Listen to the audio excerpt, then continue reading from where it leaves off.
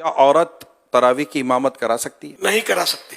تراویح اور کوئی سی بھی نماز کی عورت امامت نہیں کرائے گی. تراویح کی نیت کرنا بھول گئے تو کیا تراویح ہو جائے گی؟ جو پڑھ رہا ہے اس کے ذہن میں کہ میں نماز پڑھ رہا ہوں اس وقت، یہ پتا ہو اس کو، تو یہ مطلب اور تراویح کا وہ وقت ہے یا ذہن میں عام طور پہ ہوتا ہے کہ میں تراویح پڑھوں، تو اگر ہے ذہن میں تو الفاظ جملے منہ سے ادا کرنا یہ کوئی شرط نہیں ہے، دل میں ہو نیت. کیا مسافر پر بھی تراویح پڑھنا ضروری ہے؟ مسافر کے لیے بھی سنت تو ہے کہ تراویح پڑھے گی.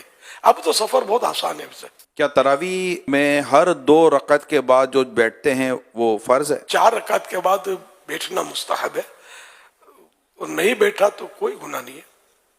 4 رکعت کے بعد 4 رکعت، اس کو ترویح بولتے ہیں 4 رکعت کو. کیا تراویح پڑھنے کے لیے روزہ رکھنا ضروری ہے؟ روزہ ہے، تراویح ہے. کسی کو کسی عذر کی وجہ سے روزہ قضا کرنے کی اجازت مل بھی گئی، لیکن پھر بھی تراویح اس کے لیے باقی ہے.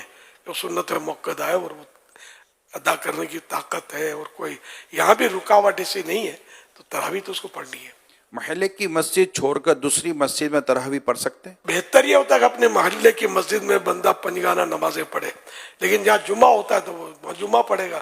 تو اگر تراویح اس طرح کسی اور مسجد میں جا کے پڑھے تو کوئی گناہ نہیں ہے. عشاء کی نماز سے پہلے تراویح پڑھ لی تو کیا ہو جائے گی؟ عشاء کے فرض کے بعد ہی تراویح کا ٹائم شروع ہوگا، اس عشاء سے پہلے نہیں ہوگی. عشاء کی جماعت مسجد میں ہو گئی تو کیا وہ تراویح کی جماعت پڑھ سکتا ہے؟ مسئلہ یہ ہے کہ عشاء کے فرض نہیں ملے تو تراویح تو پڑھ سکتا ہے با جماعت.